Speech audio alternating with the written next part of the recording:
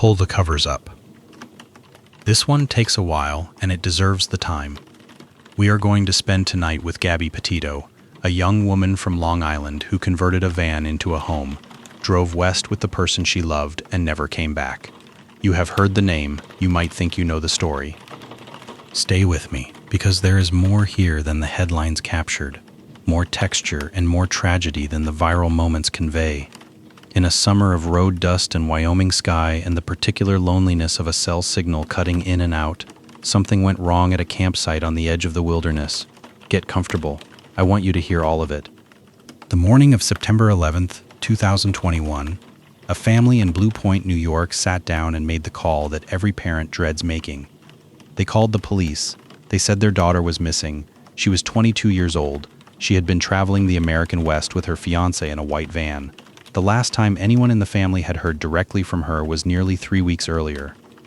Her name was Gabrielle Venora Petito, Gabby.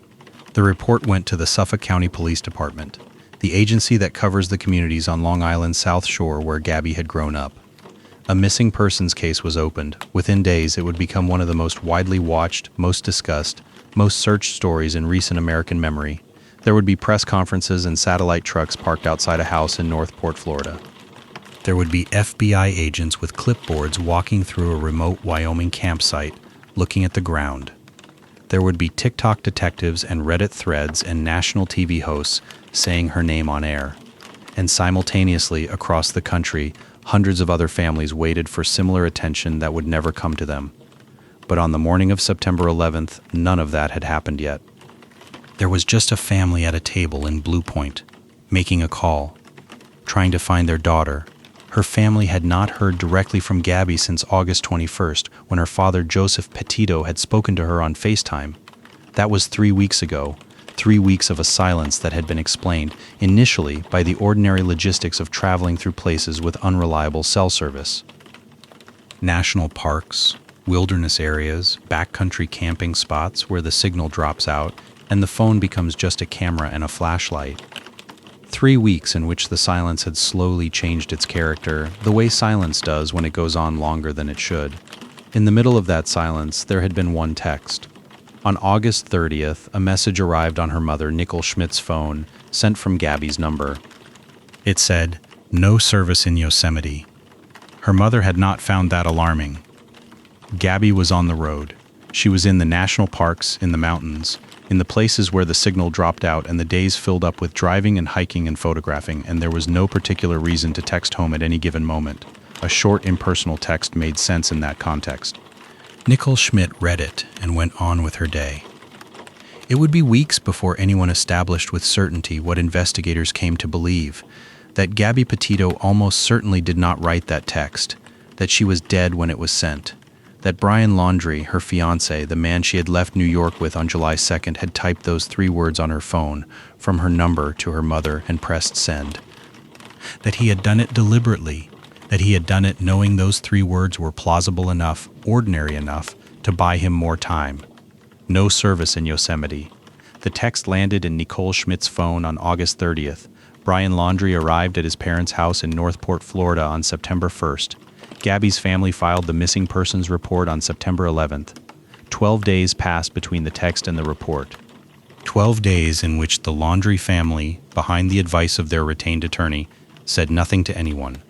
12 days in which Gabby Petito's family waited for a contact that was never coming, because the person on the other end of Gabby's phone was not Gabby. This is where the story starts, not at the very beginning, but at the moment that matters most to understand the shape of what came after. The moment when everything had already happened and almost nobody knew it yet. The van was in Wyoming when Gabby died. Brian Laundrie drove it south to Florida. Gabby Petito was in a field at the edge of a forest in the shadow of the Teton Range, in the remote wilderness of Bridger-Teton National Forest. And her mother was reading a text on her phone that said no service in Yosemite and putting it in her pocket and going about her day. 3 words designed to hold off the world for a little while longer. They worked. There are moments in cases like this where a single small detail crystallizes something that is otherwise hard to hold in your mind. The text is that detail here. Not the murder itself, as terrible as it is. The text is something different. The text is the choice made in the aftermath. The decision to pick up a dead woman's phone and type a message to her mother, the specific knowledge required to do this, knowing which parent to contact, knowing what to say, knowing that a reference to a national park and bad signal would read as plausible rather than alarming. The intimacy of cruelty, the calculation of it. He had eaten at her mother's table. He had known that family. He used what he knew to buy himself 12 more days. We will come back to that text. It means more when you know everything else that came before it.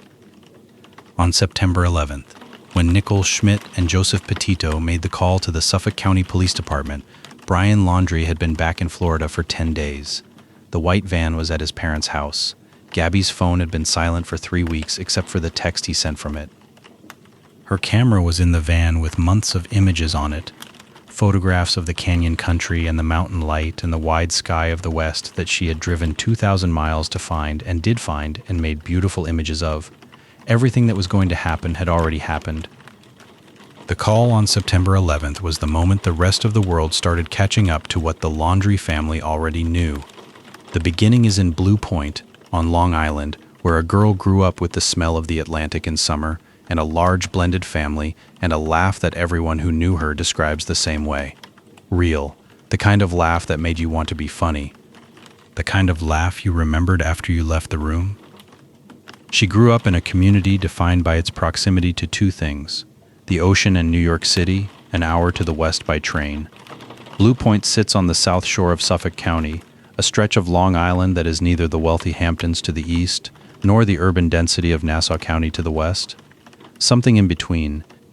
Residential streets with modest houses, the occasional marina, the smell of salt air on days when the wind comes in from the right direction. Gabby was the eldest child of Joseph Petito and Nichole Schmidt, who divorced when she was young. Both parents remarried and built new families around those marriages, and Gabby grew up at the center of an expanded family constellation that included half-siblings and step-siblings. The family was big and warm and devoted to its children in the way that families are when they have consciously decided to remain connected despite the reconfiguration. She graduated from Bayport Blue Point High School in 2017. In the years between graduation and the trip, she worked local jobs while the larger plan assembled itself slowly around her. She met Brian Laundrie through their shared high school social orbit. He was 2 years ahead of her. They became involved seriously in the spring of 2019. The engagement came in 2020. She said yes. She moved to Florida. She drove west on July 2nd, 2021, with a camera, a YouTube channel with no videos yet, and the particular hope of someone who was about to start something she believes in. She was 22 years old. The West was ahead of her. It was beautiful out there. She found it beautiful. The photographs prove it. To understand what happened in the summer of 2021, it helps to understand two things: what the van life movement looked like from the inside, what the American West meant to two young people who had spent their entire lives on the south shore of Long Island. The van life movement had been building for years before Brian Laundrie and Gabby Petito ever thought about converting a vehicle. People had been living in their vehicles and traveling the country for as long as there were roads and vehicles to do it with. The counterculture of the 1960s made the VW bus a symbol. The surfing community had been sleeping in converted vans since the 70s. What changed in the mid-2010s was visibility. Social media gave van life an audience it had never had before, and that audience was enormous and hungry for what the content was offering. By around 2018, there were dozens of couples and solo travelers who had built significant followings by documenting their lives on the road. The format had become specific and recognizable. Mornings in desert campgrounds, filmed in the golden hour before the full sun hit, when the light came in warm and low and made everything look like something better than the life you were living. Coffee made on a small propane stove, the mountains visible through the open van doors. The careful interior of a converted vehicle, platform bed built over custom storage drawers, a fold-out surface for preparing food, macrame on the wall, string lights along the ceiling, a scenic overlook always. The people who made this content had found something the algorithm reliably rewarded: the appearance of freedom, packaged in a form that was visually appealing and emotionally aspirational. They got affiliate deals with outdoor gear brands and camera companies. They got Patreon subscribers who paid monthly to support the work. Some had built genuinely impressive businesses out of the documentation of traveling. Others were working harder at the aesthetic than at the life underneath it, keeping the camera trained on sunrises and away from the arguments that happened in cramped quarters with nowhere to escape to. The van as stage set, the couple on it as performers. The audience could not tell the difference. For a certain kind of young American in the early 2020s, someone with wanderlust and a camera phone and a dissatisfaction with the path they could see laid out in front of them, van life looked like a real alternative, not a comfortable one, not an easy one, but a real one. The open road, the national parks, the freedom to go where the light was good. Gabby Petito was 21 years old when she and Brian started planning the trip. The van was a 2012 Ford Transit in the commercial high-roof configuration that had become the preferred canvas of the van life community. They bought it in the spring of 2021 and converted it themselves over the following weeks. Platform bed over custom storage drawers, small cooking setup with a propane stove, curtains on the windows, a rug on the floor, string lights along the ceiling. It took weeks, and they were proud of the result. Gabby documented the conversion on her phone. The YouTube channel, Nomadic Static, was hers. The name was a play on the word nomadic, combined with the idea of static, the noise and interference that comes with movement, the paradox of trying to make something permanent out of something that is always in motion. She built it, set up the Instagram account, prepared the camera gear. The first and only video she uploaded went live on August 19th, 2021, titled Van Life, Beginning Our Van Life Journey, posted 48 days into the trip. She never lived to see it find an audience. After her death, it would be watched millions of times. The trip was planned to run roughly 4 months. They would drive south from New York first, then turn west, crossing through the plains and into the Rocky Mountain region. They would visit the major national parks of the Colorado Plateau, then move north into Wyoming, the Grand Tetons, Yellowstone. The schedule was approximate. The point of it was the flexibility. Now consider the physical space they were about to share for 4 months. A converted Ford Transit van gives you roughly 72 square feet of interior living space. That is approximately the size of a large walk-in closet. Inside that space for 4 months, 2 people sleeping, eating, cooking, planning, charging devices, navigating disagreements, making up after them. No commute to reset, no separate rooms, no doors to close. Everything that happened between them happened in that space. The accumulation of a shared life in a very small container has a particular quality that is different from any other kind of cohabitation. Proximity in that kind of situation is clarifying in ways that proximity in larger spaces is not. The tensions that most relationships manage through distance and separate space have nowhere to go in a van. They compress, they compound, they become the background texture of every hour. The country they drove into is worth understanding on its own terms, because the geography of this case is not incidental.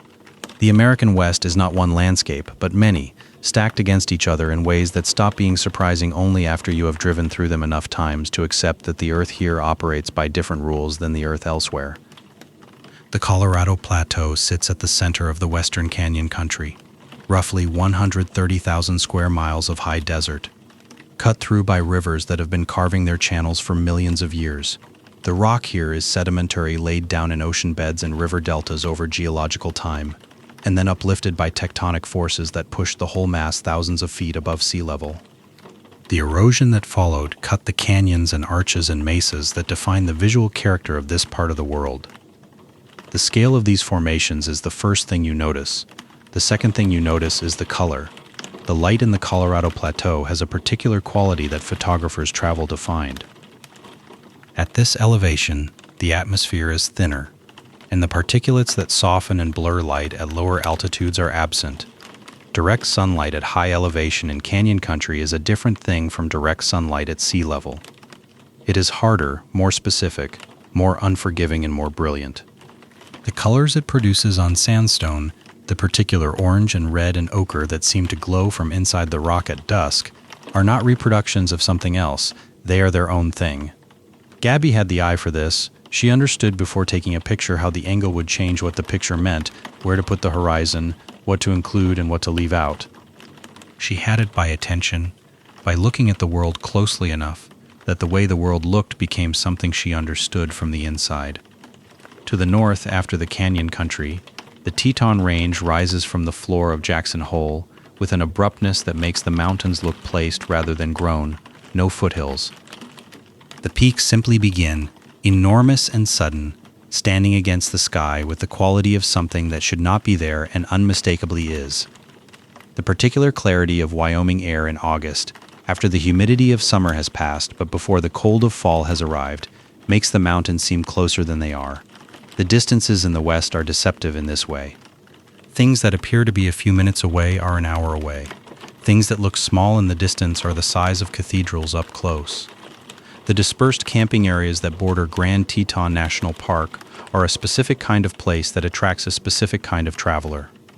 People who want to be in the wilderness without paying for a developed campsite. People who are comfortable in remote terrain. People who know what they are doing in the backcountry. The Spread Creek Dispersed Camping Area in Bridger Teton National Forest sits roughly 12 miles east of the town of Moran, accessible by unpaved road, with no facilities, no camp host, no cell signal of any kind. The Teton Peaks are visible to the west on clear days. At night, without any light pollution for 20 miles in any direction, the stars fill the sky so completely that the darkness between them becomes a thing you notice. This is the landscape that Gabby Petito had driven 2,000 miles to be inside of. The road from Blue Point to the Colorado Plateau is roughly 2,000 miles through the middle of the country. They drove south into the southeast first, then turned west. Kansas and the flat middle of the country, where the horizon recedes farther than it seems it should, and the sky becomes the dominant visual feature, 360 degrees of it.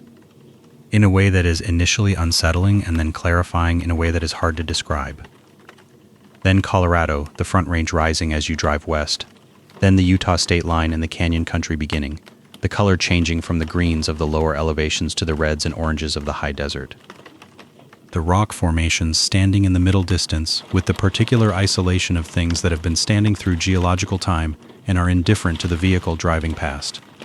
In the early weeks, the social media posts from Gabby's accounts showed the trip looking as it was supposed to look, blue sky over flat Kansas. The Front Range appearing on the horizon, the red rock of Utah beginning, she posted regularly. She called her family. The trip was young and the road was long. Living in a van teaches you things about a person that living together in a house does not necessarily reveal.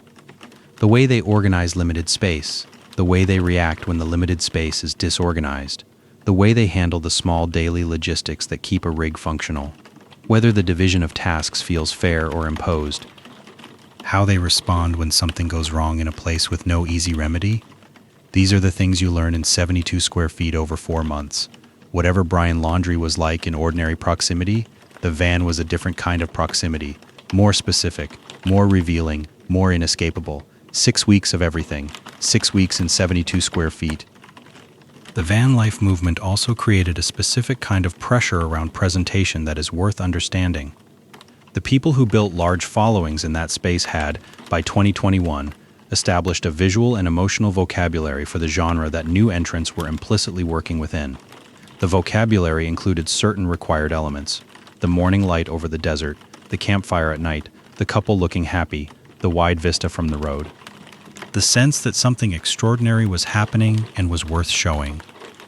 The genre rewarded warmth and positivity and the suggestion that the life being lived was better than the life being watched.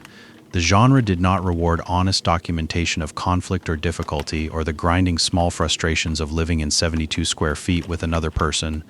Gabby was building a channel within this genre. She had a genuine eye that would have distinguished her content from many others in the space. She also had the pressures of the genre, to show the version of the life that the algorithm rewards, to curate toward the best light and the happiest faces and the most visually compelling moments. The version of the trip that existed on Nomadic Static was already, before it had a second video, the curated version. The single video she posted shows the trip in its best moments. It is beautiful. It is also, by definition, not the whole thing. The specific mechanics of the van life content economy also meant that the trip carried a financial and professional dimension beyond the simple experience of traveling. They were not just taking a road trip, they were building a media property. The camera was always potentially on. The footage that would become content was accumulating every day. This is a particular kind of pressure to layer over 4 months in 72 square feet. The awareness that the experience is also raw material, that the documentation of the experience is happening simultaneously with the experience itself, that who you are on camera and who you are off camera need to maintain some coherent relationship because the camera might catch anything. For Gabby, who had the eye and the warmth and the genuine excitement about the project, this was probably largely a pleasurable pressure, the good kind that comes with working towards something real. For Brian, whose relationship to the channel and the documentation was more ambiguous, the camera was something else, a presence that recorded, that created a version of events, that produced a public record that existed alongside the private one. The 48 minutes of the YouTube video are the public record of the trip. The bodycam footage from Moab is a different kind of public record, one that was not intended to be created and that Brian had no ability to shape or curate. 6 weeks of the canyon country and the beautiful light and the cameras and the Instagram posts and whatever else was happening inside the van between the moments that were photographed. August 12th, Moab, Utah. 2 strangers made 2 phone calls. The rest follows from there. It is difficult to write about someone who became famous for dying.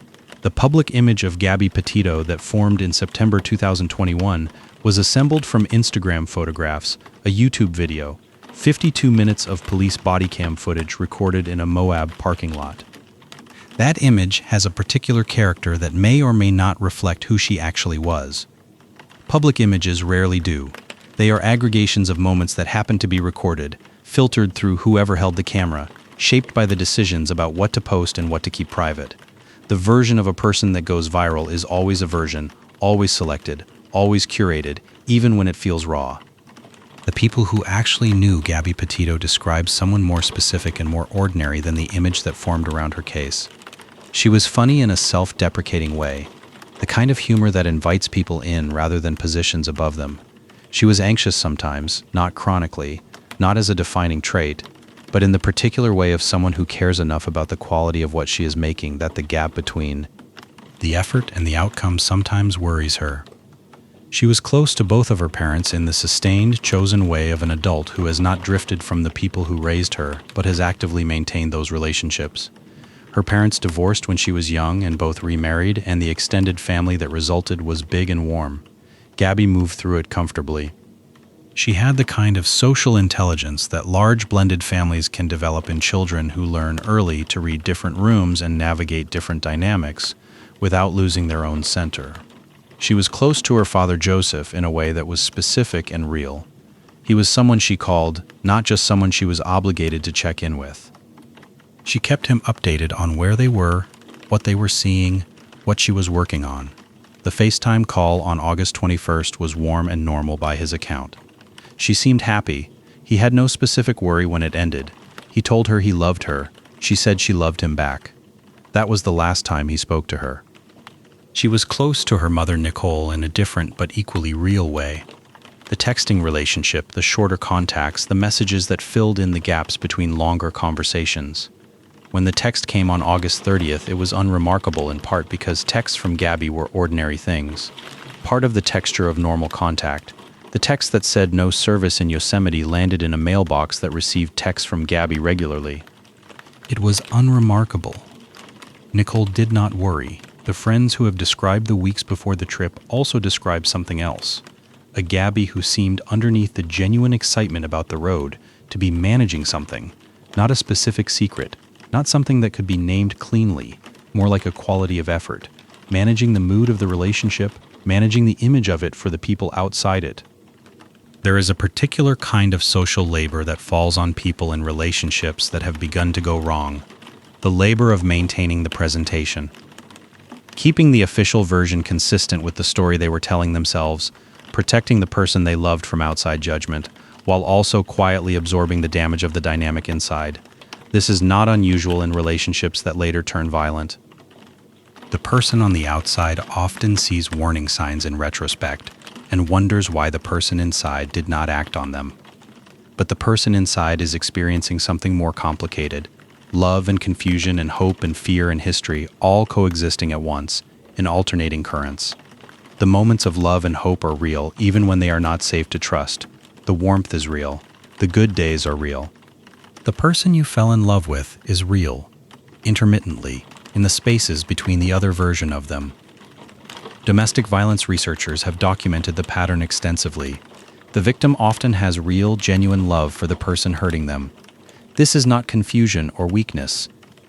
It is the natural result of a relationship that has both real warmth and real danger, and that has been structured in a way that makes the danger harder to see clearly. The violence or control is not constant. If it were, the calculus would be simpler. It appears in patterns often triggered by specific conditions, and in the spaces between those patterns the relationship can feel genuinely like what it was supposed to be. The person experiencing it is not wrong about the love. They are operating inside a complexity that outside observers, with the benefit of distance and hindsight, do not fully see. Gabby's social media presence tells a particular kind of story when you look at it with this in mind. The photographs were good because she had a genuine eye. The relationship looked good because she was showing the version she wanted people to see. The choice of what to photograph and what not to photograph creates its own document. This is the version I want you to see. The version behind the frame is not available in photographs. It is not available in an Instagram grid. Before the trip, Joseph Petito had made his daughter a specific offer. He told her that if things ever went wrong out there on the road, she could call him and he would come get her. No questions asked, no judgment. He would just come. He kept that line open explicitly. He wanted her to know it existed. She did not call it in. There is a particular kind of loneliness that goes with the kind of relocation Gabby made at 20 years old. She did not have friends in Northport who were independently hers. She had not built a social network in Florida. The people she knew there were connected to Brian, his family, his circle. When you are in a relationship with someone whose dynamics are difficult, the people around you who are independently connected to you, who knew you before the relationship, who have their own direct access to the person you were outside of it, are a resource of enormous importance. They provide reality checks, they provide the alternative view, they provide the exit ramp when you need one. They are, fundamentally, people to whom you are not primarily Brian's fiancé. Gabby's independent people were in New York. A day's drive north, they texted, they called. They were present in the ways that distance and phones allow. But the physical proximity, the ability to sit with someone at a table and feel immediately that something is wrong, and name it in the room where you both are, that proximity was gone. She had traded it, gradually and with the full commitment of someone building a life with the person she loved for the life she was building in Florida. This is not a criticism of Gabby Petito. People relocate for relationships constantly. The decision makes sense from the inside and in retrospect carries a weight it did not carry at the time. What matters for understanding this case is the structural reality it created. She was in a situation with reduced access to independent social support at exactly the point when such support would have mattered most. The van trip, in one reading, was a chance to reset that situation. 4 months on the road, doing work she cared about, building something of her own. The channel was hers, the camera was hers, the photographs were hers. The artistic project, the documentation of the West in the particular light that she could see and translate, was entirely hers. Whatever the dynamic was inside the van, the project inside the van was a thing she had built, and was building further with every photograph she took. She was 22 years old, and she was very good at what she was trying to do, and she was just getting started.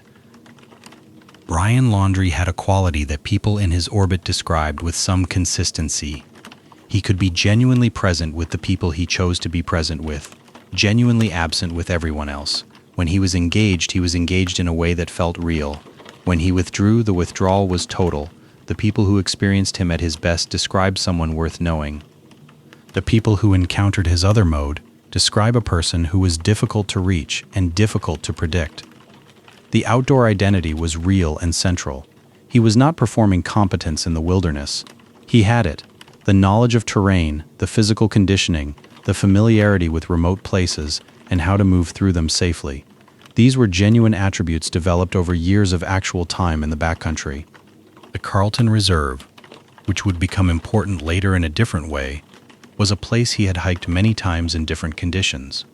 He knew how it flooded. He knew where the dry ground was. The relationship between genuine attributes and harmful behavior is one of the most important and least understood things about cases like this. The warmth can be real, the cruelty can also be real. The genuine competence can coexist with genuine danger. None of these things cancel the others out. A person who is genuinely funny and capable of real affection, and also capable of violence, is not therefore less dangerous for the other qualities. He is more confusing. The confusion is the mechanism. Brian Christopher Laundrie was born November 18, 1997, in Islip, New York, on the south shore of Long Island, son of Christopher and Roberta, brother of Cassie. He grew up in the same general world as Gabby, graduated from the same high school, moved through the same social landscape. When his parents made the decision to relocate to Northport, Florida, Brian went with them. In Northport, he continued the outdoor pursuits that had been central to his identity since childhood. He hiked seriously, not casually. He spent sustained time in wilderness areas.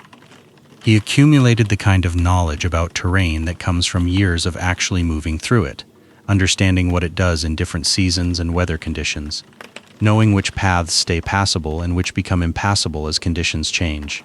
The Carlton Reserve, the 25,000-acre wilderness preserve adjacent to Northport, was terrain he knew well, not as a destination but as landscape, familiar landscape. People who knew Brian in those years described someone with real contradictions that were hard to hold in the same view. He could be warm and genuinely engaged, someone who made the people around him feel seen and valued.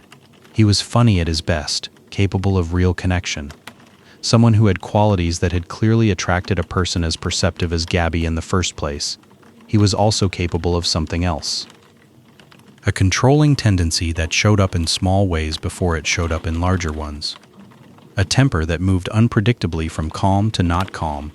A way of requiring the person near him to adapt constantly to his internal weather while his own adaptations were negotiated on different terms. Domestic violence researchers call the pattern coercive control. It is a mode of relationship management that operates primarily through the systematic erosion of the other person's autonomy, confidence, and independent sense of what is real and what is normal. It does not typically present as violence in its early stages. It presents as intensity. It presents as love, in the form of love that is suffocating enough to feel consequential. The person who monitors your whereabouts, who becomes angry when plans deviate from his expectations, who requires explanation and justification for normal decisions. That person from inside the relationship can look like someone who cares very much. The reframe from caring to controlling is gradual and requires external reference points that are hard to access when you're living inside the situation. Gabby had given up significant external reference points when she moved to Florida at 20 years old.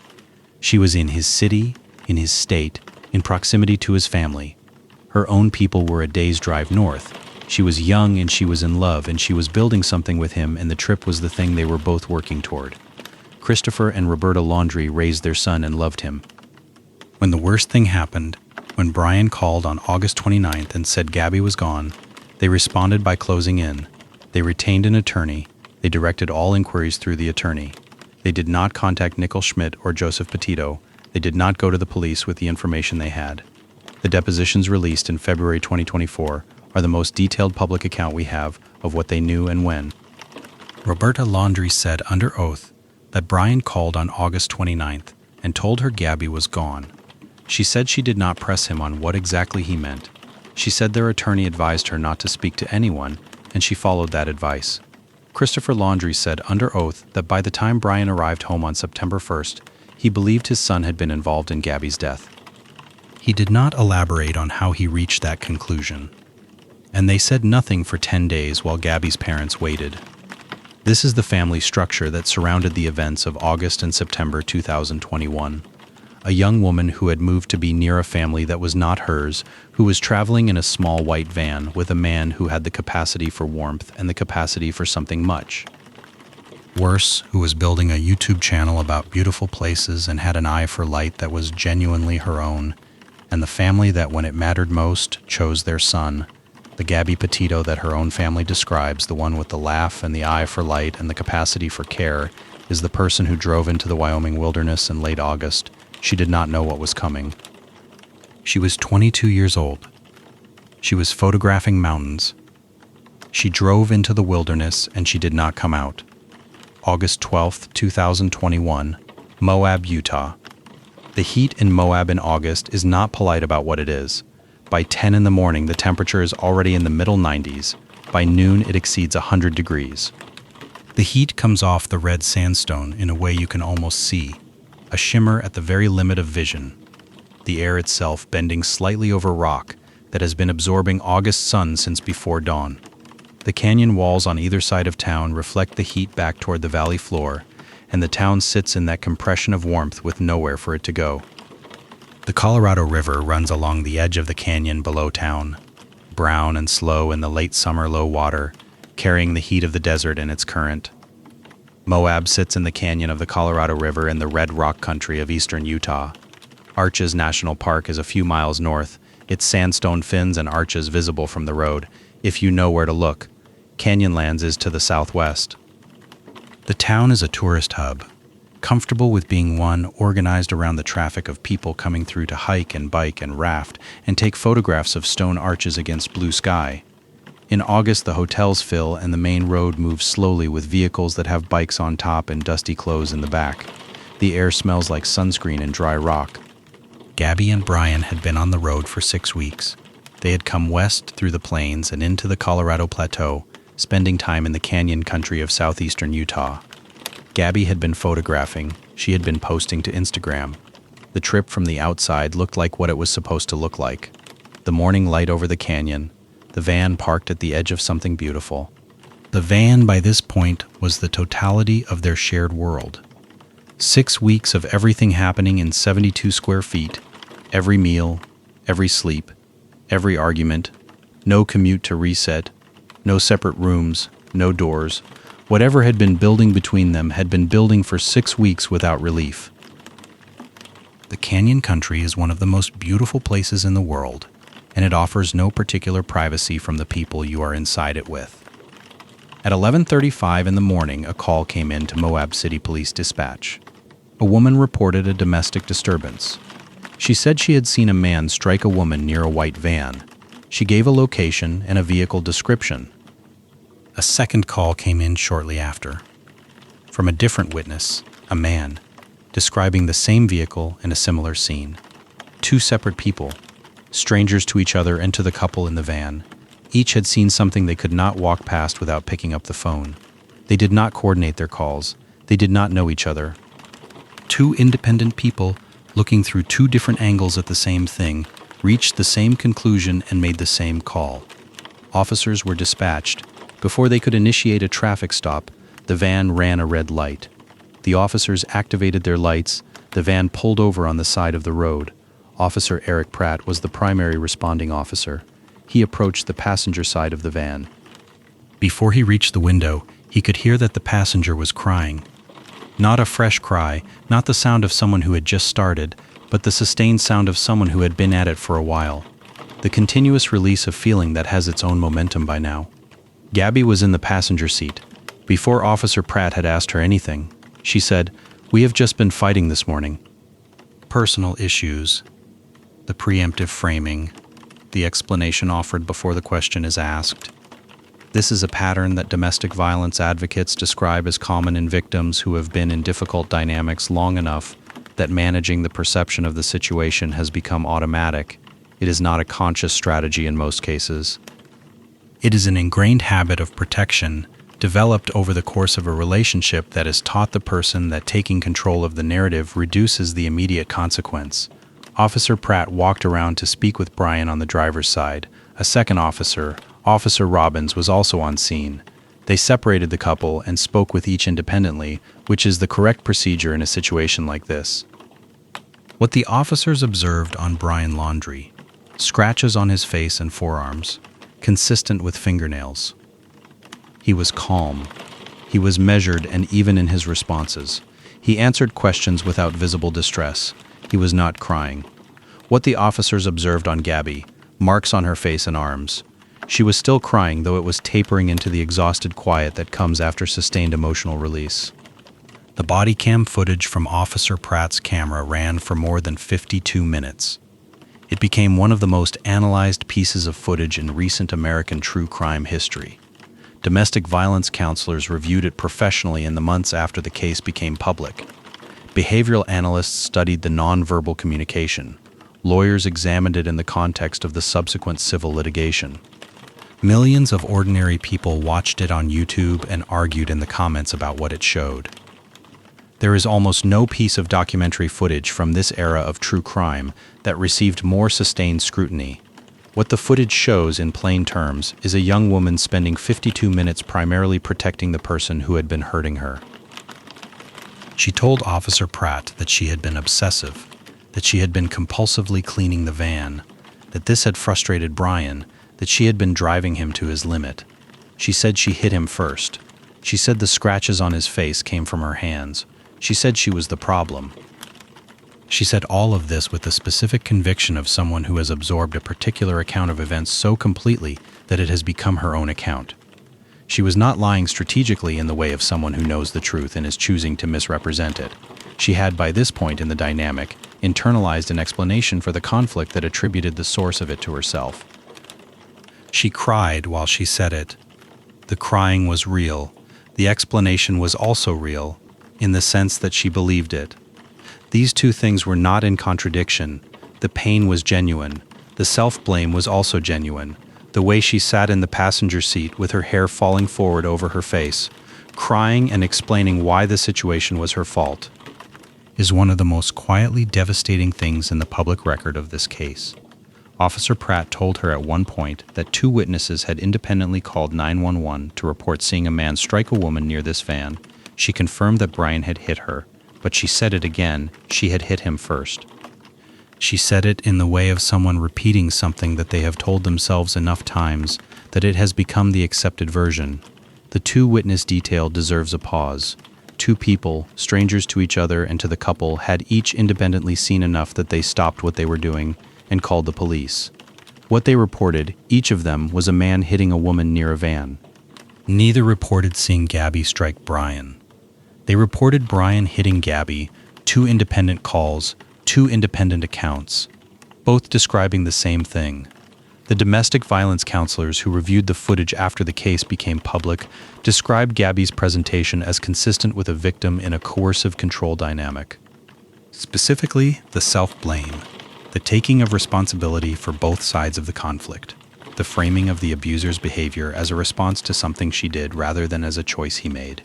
The way she cried and apologized and took on accountability while Brian stood a few feet away on the other side of the van, calm and measured, answering questions in complete sentences with no visible distress. Domestic violence researchers note the way the emotional asymmetry works in these situations. The victim presents in crisis, the abuser presents as calm. To a responding officer without specific training in coercive control dynamics, the calm presentation can read as composed and credible, while the distressed presentation reads as unstable or unreliable. The emotional display looks like the problem rather than the symptom. This is a predictable pattern, documented across many cases. The person who is controlled and frightened often presents as the more visibly distressed party, while the person doing the controlling presents as the more composed party. These appearances can directly invert the actual dynamic. Experts who reviewed the bodycam footage noted something specific about Brian Laundrie's behavior during those 52 minutes. He was polite. He was cooperative in the formal sense of answering questions. He was articulate. He presented no visible indicators of distress, anger, or agitation. The contrast between his presentation and Gabby's presentation, a woman who was crying and taking responsibility and apologizing, was stark enough that without training in coercive control dynamics, it would be very easy to read the situation the wrong way, which is what happened. The officers made their decision. They did not classify the incident as domestic violence. They classified it as a mental health matter. They identified Gabby as the primary aggressor, based principally on her own statement that she had struck Brian first. Under Utah law at the time, responding officers in situations that meet the criteria for domestic violence are required to take specific action, at minimum a citation or arrest of the primary physical aggressor. By classifying the situation as mental health rather than domestic violence, the officers removed the legal obligation that would have required them to do more. No citation was issued, no arrest was made, no domestic violence flag was created in any database, no mandatory follow-up was triggered. The officers separated the couple for the night as a de-escalation measure. Brian was driven to the Bowen Motel on Moab's main street. Gabby stayed in the van. The officers told them to let the night cool things down and come back together in the morning with clearer heads. This was treated as a mental health intervention rather than a domestic violence response. Then the officers drove away. After the case became public, Officer Eric Pratt was promoted to detective. The official review of the Moab stop was conducted by Captain Brandon Ratcliffe of the Price Police Department, commissioned by Moab City, and released in January of 2022, 102 pages. Its conclusions were carefully worded but substantively clear. The officers made errors. Both were recommended for probation. The report found failures in how the domestic violence statutes were applied, gaps in their case documentation, and shortcomings in their training on coercive control dynamics. The report did not recommend termination. It recommended a corrective path. The Petito family's lawsuit, filed in 2022, added a dimension the official review did not address. The lawsuit alleged and provided evidence to support that Officer Pratt had his own personal history of using physical force and threats to control intimate partners, the very behaviors he was professionally responsible for identifying and responding to that morning in Moab. If accurate, the officer whose job it was to correctly read the coercive control dynamic in that van was someone who had been inside such a dynamic himself, on the other side of it. Someone who may have looked at the situation that morning and seen something different from what the two witnesses had seen when they called 911. This allegation is disputed, is in litigation, and has not been conclusively established. The lawsuit was dismissed by a Utah District Court in November 2024 under the Governmental Immunity Act. The Petito family appealed. The appeal is before the Utah Supreme Court. Consider also what the bodycam footage shows about time. 52 minutes is a long time to spend on a roadside stop. The officers had arrived to respond to a reported domestic violence incident. They had separated the couple, which is correct procedure. They had taken statements from both parties, which is correct procedure, and then they had spent 52 minutes, primarily with Gabby, in a conversation that was shaped from the beginning by her framing of the situation rather than by the facts. The two witnesses had called in. The witnesses had reported a man hitting a woman. That is the foundation of the stop. The officers had observed scratches on Brian's face and arms, consistent with fingernails. They had observed marks on Gabby's face and arms. They had a young woman in evident sustained distress and a young man presenting as calm, and they had spent 52 minutes allowing the young woman in sustained distress to build the case that the fault was hers. Behavioral analysts who have studied the footage since the case became public have noted several things. One is the way Brian's calm demeanor during the stop functions as a form of credibility establishment, even though the two witnesses who triggered the stop had reported seeing him, not Gabby, engaging in physical aggression. The contrast between his presentation and hers functions for a viewer without training in coercive control dynamics. To cast doubt on the witnesses' reports and elevate Gabby's self-report as the authoritative account of events. A second is the way Gabby takes on not just responsibility for her own behavior, but for Brian's behavior too, explaining why what he did was understandable and how she was the cause of it. This is a specific and documented feature of coercive control dynamics. The controlled person absorbs responsibility not just for their own actions but for the system, explaining the abuser's responses as proportionate reactions to her own failures. She was not doing this consciously. She had arrived at a position through the experience of the relationship that this was the accurate account of how things worked between them. A third is the way she periodically looked toward where Brian was standing, even when he was not in her direct eye line. A reflexive orientation toward him that researchers recognize as common in people whose safety is contingent on the mood of another person. None of these observations require unusual expertise to make. They are visible in the footage to anyone who knows what to look for. The knowledge of what to look for is precisely what the training gaps identified in the official review address. There's also a detail about the scratches worth dwelling on. Officers observed scratches on Brian Laundrie's face and forearms consistent with fingernails. Gabby confirmed that she had scratched him. Scratches consistent with fingernails on an abuser's face and arms are one of the most common defensive injury patterns documented in domestic violence cases. A person being grabbed or held or struck will scratch with their fingernails. The scratches are evidence of resistance, not evidence of aggression. Without training in the specific way defensive injuries present differently from offensive injuries in these dynamics, an officer might classify the scratches as evidence that Gabby had attacked Brian. With training, the scratches look like evidence of exactly the opposite. The official review found inadequate training. This is not a criticism of the individual officers as people. It is a description of a systemic gap in preparation that produced a consequential failure in a specific case. The systemic gap exists in many police departments across the country. Moab is not unique in having had it. Moab is unusual only in that the consequences of the gap became part of a national news story.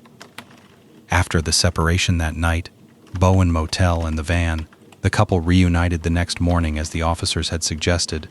No one followed up to see how the reunification went. No one checked in.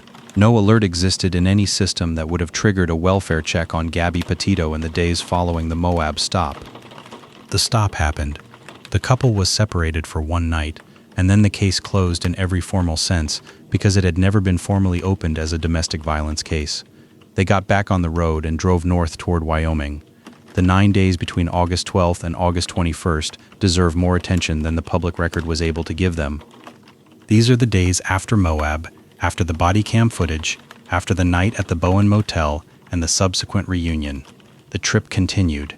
Gabby continued to photograph, she continued to post, though her Instagram activity became less frequent after Moab than before it. She continued to call her family. What we know about the interior of those 9 days comes almost entirely from inference. The Moab stop had happened. An officer had told Gabby explicitly that 2 witnesses had called 911 to report seeing a man hit a woman near the van. She had confirmed that Brian had hit her. This knowledge existed between them now, in the sealed space of the van as they continued north. Whatever Brian said about the Moab stop in the hours and days that followed, whatever account he offered or whatever pressure he applied to the framing of what had happened, is not documented. What is documented is that the trip continued, that Gabby continued to function as the public-facing half of the Nomadic Static project. That the photographs she took in those 9 days are visually compelling, and that by August 21st her father saw nothing alarming in a FaceTime call. The van's trajectory after Moab took them through the canyon country of eastern Utah and into Colorado, then north through Wyoming. They would have driven through the high country, through the transition zones where the canyon landscape of Utah gives way to the mountain landscape of Wyoming. The terrain rising and the temperature dropping and the particular character of the sky changing as the elevation increases, the Wind River Range would have been to the west. The Tetons still ahead. Wyoming in late August has a character that is difficult to describe adequately. The summer crowds in the national parks have thinned slightly, the school year having pulled families home. The air at this elevation in this season has a quality that people who experience it once tend to come back for. Clear and cold in the mornings, warm in the afternoons. The particular sharpness of high-altitude air in late summer that makes everything seem more defined than it does at sea level. The mountains, the Tetons especially, have this quality of definition to an extreme degree. They are among the most abrupt mountain ranges in the American West, rising nearly 7,000 feet from the floor of Jackson Hole in less than a mile of horizontal distance. There are no foothills. The peaks simply arrive from anywhere in the valley. On a clear day, they fill a third of the visible sky. Gabby posted her last Instagram image on August 25th. The caption was brief. The image was of mountains and sky in the late August light. She had found what she came for.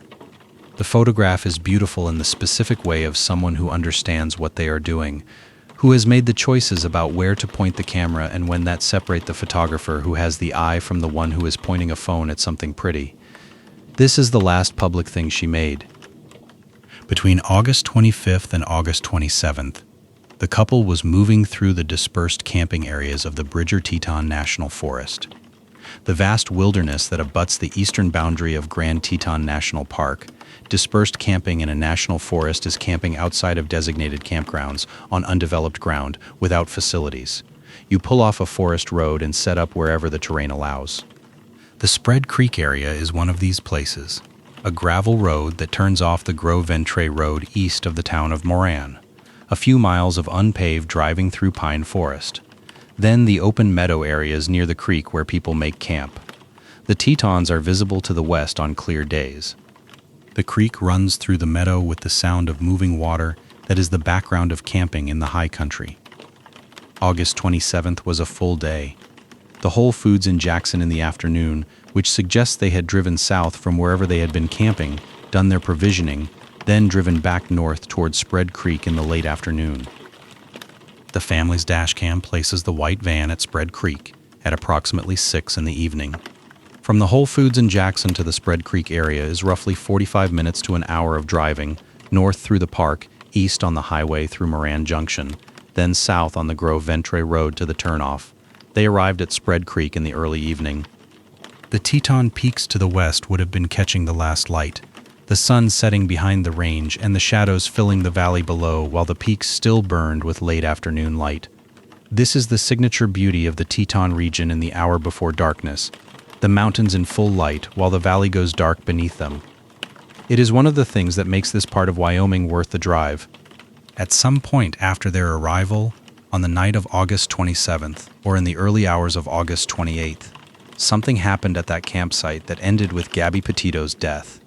The notebook's account places the events at night. Brian wrote about night falling, about hiking, about injury, about his belief that he was responding to something that had already happened.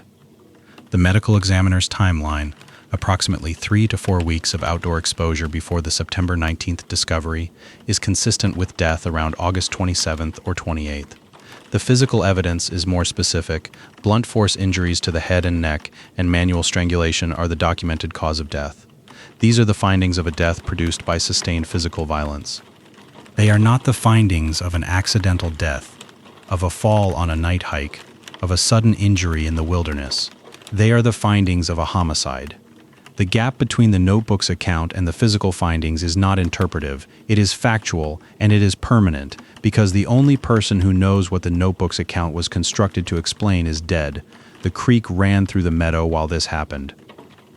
The Tetons were dark against the sky. The stars were everywhere.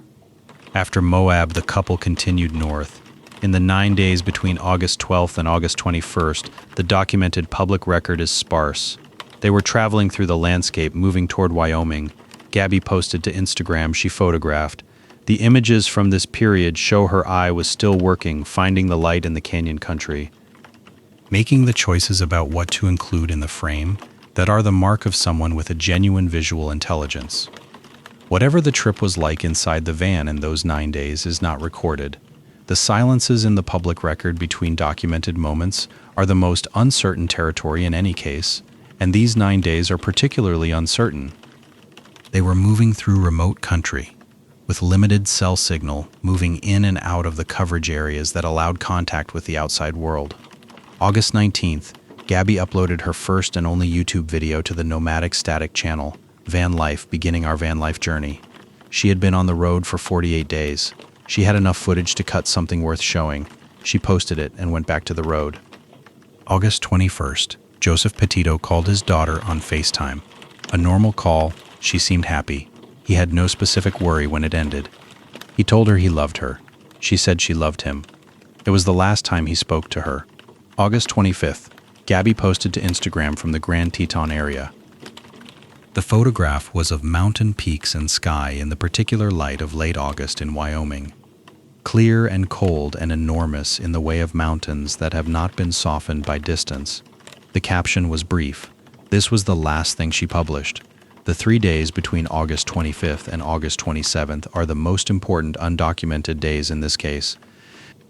The couple was in the Teton and Bridger Teton region, moving between the dispersed camping areas that border the national park. What happened between them in those 3 days? What was said, what the atmosphere inside the van was like, who was angry, and whether anything was resolved is not part of the documented record. The record picks up again with dashcam footage and security camera footage on August 27th. The Spread Creek dispersed camping area in Bridger Teton National Forest sits roughly 12 miles east of the town of Moran on the Gros Ventre Road. Accessible by unpaved road that turns off from the main highway east of the park. It is an undeveloped camping area, meaning no facilities, no water, no toilets, no camp host, no fee station. You drive in, find a spot, and camp.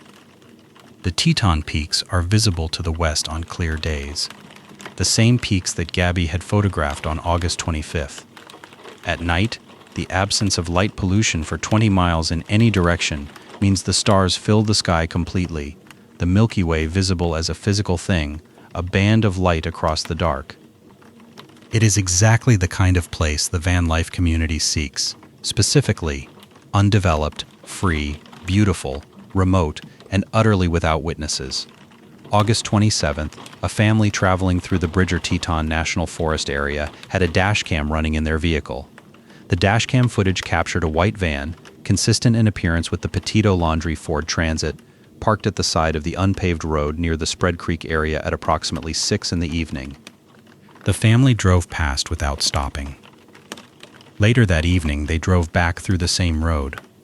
The van was still approximately where it had been. They thought nothing of it.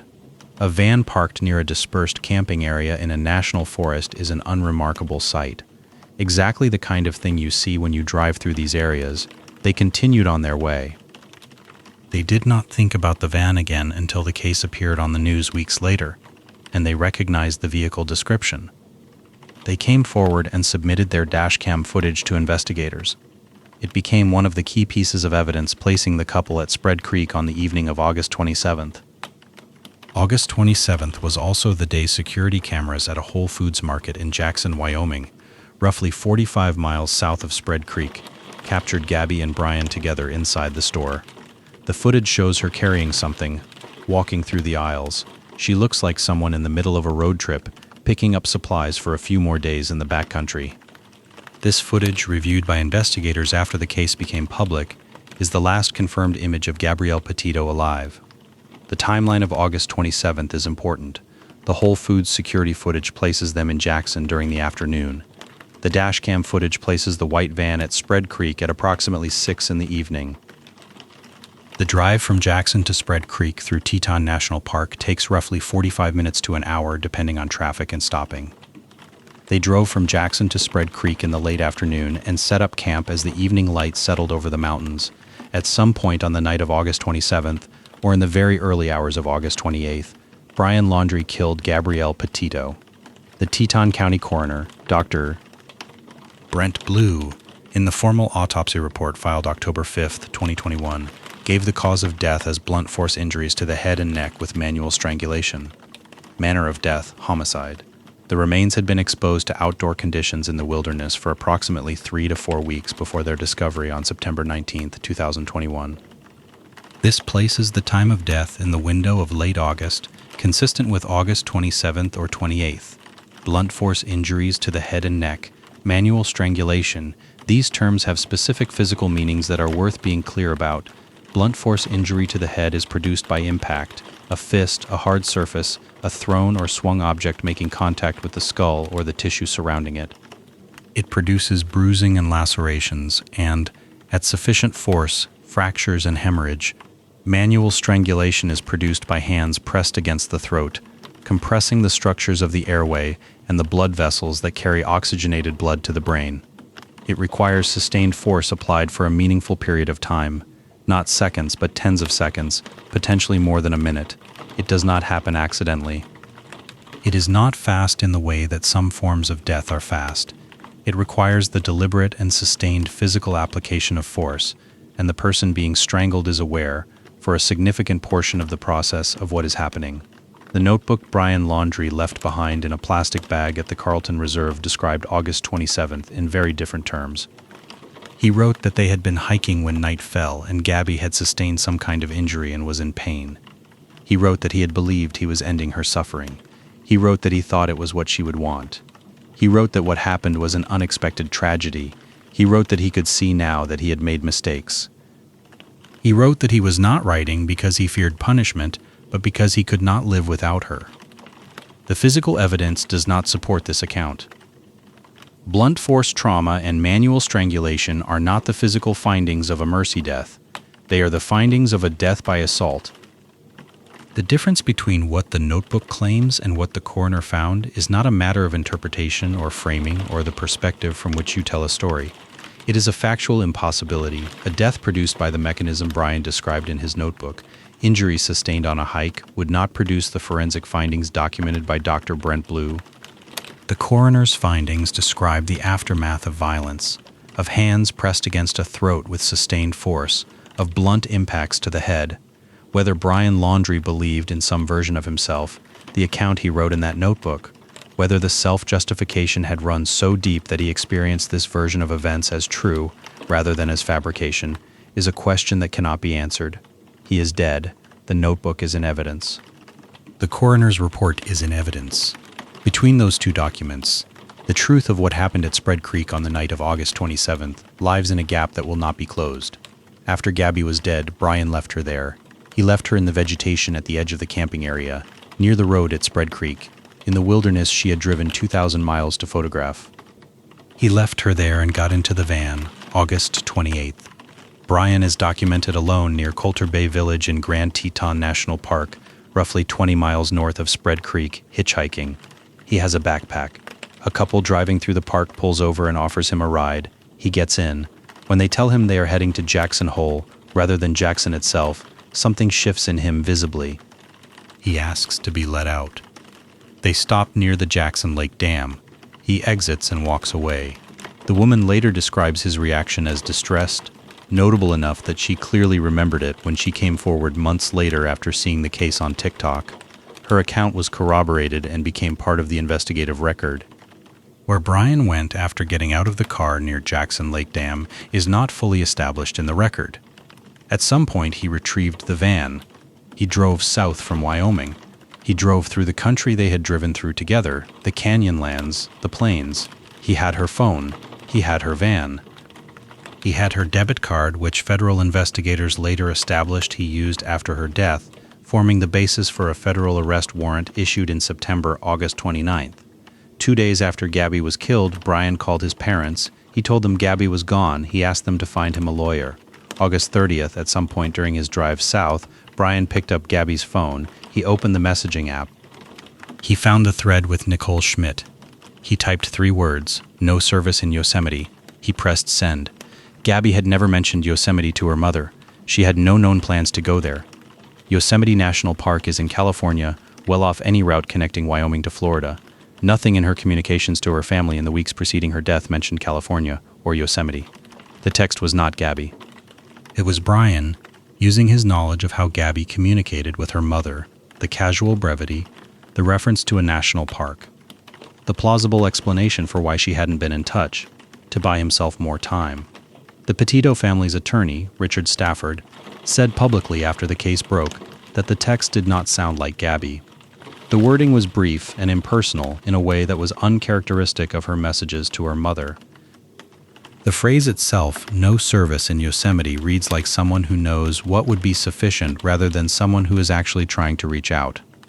It has the shape of a text from Gabby without the warmth of a text from Gabby, but the difference is subtle enough that a mother reading it on August 30th, with no reason yet to suspect anything was wrong, would not have caught it. Investigators concluded that Brian Laundrie sent that text from Gabby's phone. This conclusion is part of the FBI's final investigative summary. September 1st, 2021. Brian Laundrie arrived at his parents' house on Wabasso Avenue in Northport, Florida, driving the white Ford Transit. He was alone. He had a backpack. He went inside. His parents were there. They had received his call on August 29th. They had retained Stephen Bertolino. Brian went into the house and the door closed behind him. From September 1st through September 10th, Brian Laundrie was in his parents' home in Northport, while Gabby Petito's family in New York waited and texted and called. September 6th, Brian reportedly went on a solo camping trip to Fort DeSoto Park in Pinellas County, Florida. His parents later said this was the last time they saw him before he left for Carlton Reserve. The timeline of his movements in those days is imprecisely documented. Investigators could not fully corroborate the Fort DeSoto account. The drive from Wyoming to Florida is roughly 2,000 miles. Brian Laundrie made that drive in Gabby's van, alone, after leaving Gabby's body at Spread Creek. He drove south through Wyoming, through Colorado or Utah, across Kansas or Missouri, through the southeast, and into Florida. It is approximately 32 hours of driving, accomplished over several days. He would have stopped for gas. He would have slept somewhere. He would have eaten at service stations and drive-thrus and roadside places along the route, the anonymous infrastructure of long-distance American driving. He would have been at rest stops and interstate rest areas and the parking lots of chain motels. He was driving her van. At some point on that drive on or around August 30th, he sent the Yosemite text from Gabby's phone. He was in the American Middle, somewhere between Wyoming and Florida, with Gabby's phone in his hand, and he opened the messaging app and found her mother and typed 3 words. The decision to send that text rather than simply let the silence continue requires a specific calculation, that the silence had already gone on long enough that a text was needed, that Gabby's mother was at or near the threshold of alarm, and that a text was the most efficient way to push that threshold back. He knew her mother well enough to know what to write. No service in Yosemite is specific enough to be plausible, general enough to be unverifiable, brief enough to read as a real text from someone who is on the road and not particularly concerned with extended communication. It is, as a piece of deception, quite good. It is also, in retrospect, the clearest single piece of evidence of what he knew and when. You do not send a text from a missing person's phone to her mother to explain her silence, unless you know why she is silent. He arrived in Northport on September 1st. The Petito family filed the missing persons report on September 11th, 12 days. In those 12 days, the Laundrie family was in their house on Wabasso Avenue with their attorney and their decision. Brian was presumably there for most of that period, except for the Fort DeSoto camping trip his parents later described. He was in the house. Gabby was at Spread Creek, and Nichole Schmidt and Joseph Petito were in Blue Point, calling and texting and waiting. The distance between what the Laundrie family knew and what the Petito family knew during those 12 days is the full distance of this case. Everything else, the Moab stop, the bodycam footage, the notebook, the civil proceedings is context. The core of it is those 12 days. One family knew, the other family waited, the one that knew chose silence. September 11th, Gabby's family filed the missing persons report. The investigation opened. The 12 days between September 1st and September 11th are worth examining in some detail. They represent the period during which the outcome of this story was not yet knowable to the people in it. Brian was in his parents' house. Gabby's parents were trying to reach their daughter. The Laundrie family was behind the advice of their attorney. Gabby was at Spread Creek. In those 12 days, Nichole Schmidt and Joseph Petito made contact attempts. Texts to Gabby's phone that went unanswered or were answered in ways that felt slightly off. Calls that went to voicemail. The particular anxiety of a parent who is used to contact from their adult child and is now not receiving it, trying to calibrate how alarming to let themselves feel. The text had come on August 30th. The national parks, the spotty cell service, the busy road trip schedule. These were all the plausible explanations that a parent reaches for when they don't want to believe the worst. By September 5th, 6 days after Brian had told his parents Gabby was gone, Nichole Schmidt had not heard directly from her daughter in 2 weeks. She reached out to the Laundrie family, trying to make contact. The Laundrie family, directed by their attorney, did not respond in a way that gave her any information. The specific texture of what it feels like to be on the Petito side of those 12 days is not fully documented because the family was understandably not narrating their experience in real time. What they have described in interviews since gives some access to it. The movement from assumption of cell service problems to genuine alarm. The increasing difficulty of finding the ordinary explanation that makes the silence okay. The moment when the silence stopped being explicable by logistics and started being explicable only by something worse. September 11th, Joseph Petito and Nichole Schmidt made the call. They filed the report. They gave law enforcement everything they had. September 13th, Northport Police held a press conference confirming that Brian Laundrie was not cooperating. His attorney confirmed it. The Petito family's attorney said Brian was a person of interest and asked publicly that the Laundrie family cooperate as Gabby's family was doing. The Laundrie family did not. September 15th, Brian Laundrie's Ford Mustang was found parked at the T. Mabry Carlton Jr. Memorial Reserve trailhead in Northport. The Laundrie family reported Brian missing on September 17th, stating he had gone to the Carlton Reserve and had not returned. They said the last time they saw him was September 14th when he left for the reserve. The Carlton Reserve, 25,000 acres of subtropical wilderness, became a search zone. September 19th, 8 days after the missing persons report, human remains were found at the Spread Creek dispersed camping area in Wyoming, in an area of open land near the road. The remains were consistent with Gabby Petito. Teton County Coroner Dr. Brent Blue confirmed. The remains were those of Gabby Petito. Manner of death, homicide. October 5th. The final autopsy report. Blunt force injuries to the head and neck with manual strangulation. She had been outside in the wilderness for approximately 3 to 4 weeks. The condition of the remains was not described in detail in public statements, in accordance with Wyoming state law. October 20th. Search teams working a section of the Carlton Reserve that had been flooded during earlier searches, now accessible as water levels dropped in the dry season, found a backpack, a notebook, a revolver, and human remains. The remains were later confirmed as Brian Christopher Laundrie. The medical examiner determined the cause of death to be a self-inflicted gunshot wound to the head. The notebook had been placed inside a sealed plastic bag, preserved against the swamp water. He had protected it deliberately. He wanted it found. January 21st, 2022. The FBI Denver field office released its final investigative update. The notebook contained written statements by Brian Laundrie claiming responsibility for Gabby Petito's death. No other individuals were identified as directly involved.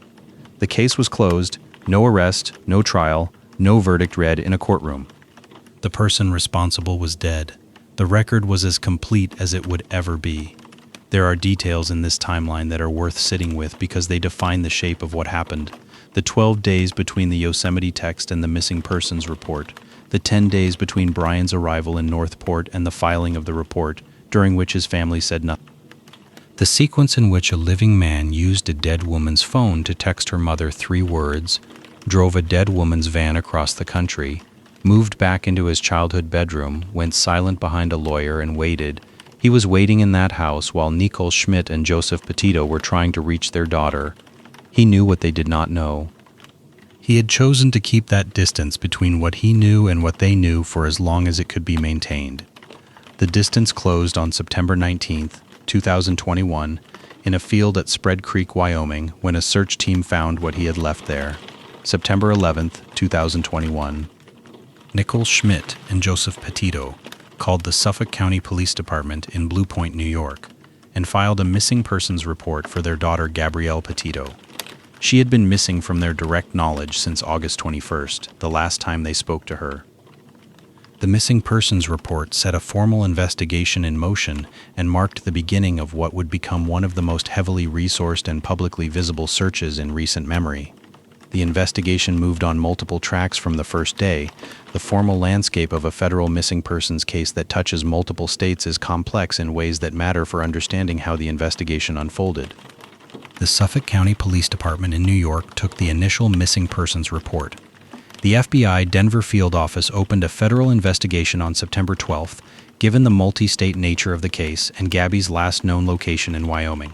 Teton County Sheriff's Office had jurisdiction in the area where Gabby's remains would eventually be found. The Northport Police Department in Florida was responsible for any action involving the Laundrie family and the Laundrie residents. The National Park Service had authority in the Grand Teton National Park areas that overlapped with the search geography.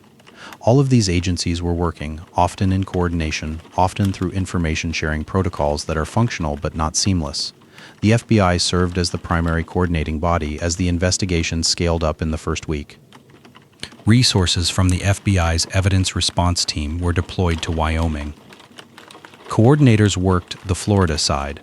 Brian Laundrie's non-cooperation was the single most significant obstacle in the early days of the investigation.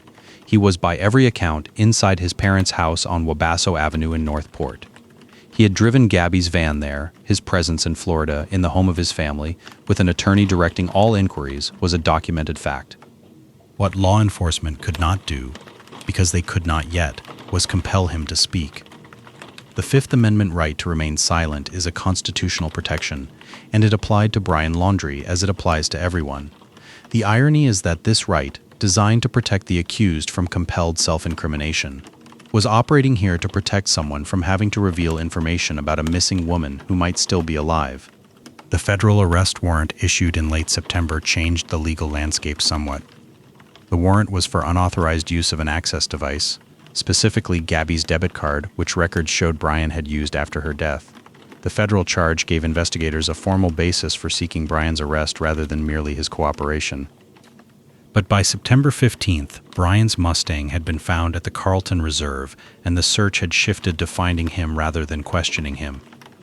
The physical search in Wyoming and the behavioral investigation in Florida were running in parallel through September, with results in both. In Wyoming, the narrowing of the search geography to the Spread Creek area produced the discovery on September 19th.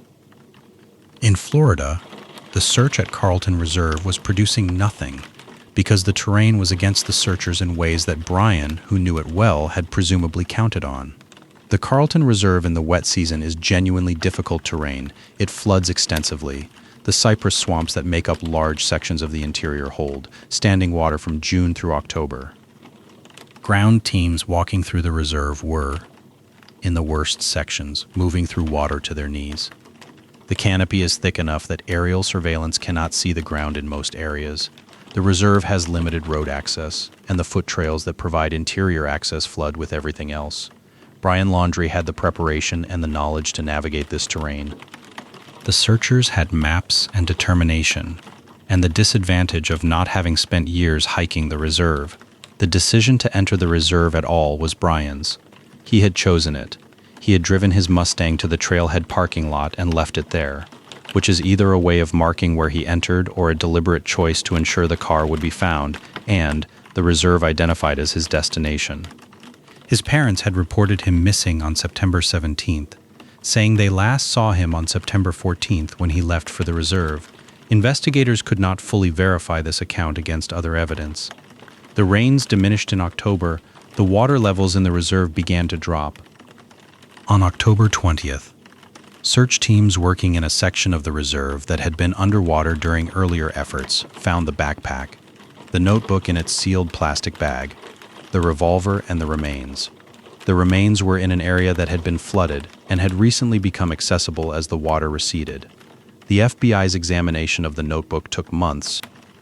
The analysis had to be careful, because the contents of the notebook would be part of the official record of a federal investigation and would need to meet evidentiary standards, even in a case that would never go to trial.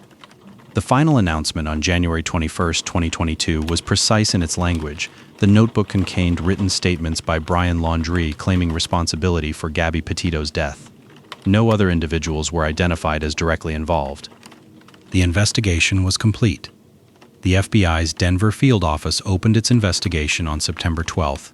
Given the multi-state nature of the case and Gabby's last known location in Wyoming, the Teton County Sheriff's Office in Wyoming and the National Park Service began coordinating with the FBI on a search of the areas connected to the last documented sightings. In Florida, the Northport Police Department was already watching the Laundrie residence. The formal landscape of the investigation required navigating the jurisdictional complexity of a case that touched multiple states. The disappearance was reported in New York. The last known location of the victim was Wyoming. The person of interest was in Florida. The van had been driven from Wyoming to Florida. The federal access device charge that would eventually be filed, relating to Brian's use of Gabby's debit card after her death, gave federal investigators a jurisdictional hook that ran alongside the state-level investigations. In Florida, the Northport Police Department held a press conference on September 13th, 2 days after the missing persons report was filed. Chief Todd Garrison stood at a podium and confirmed publicly what had already become clear. Brian Laundrie was not cooperating with the investigation.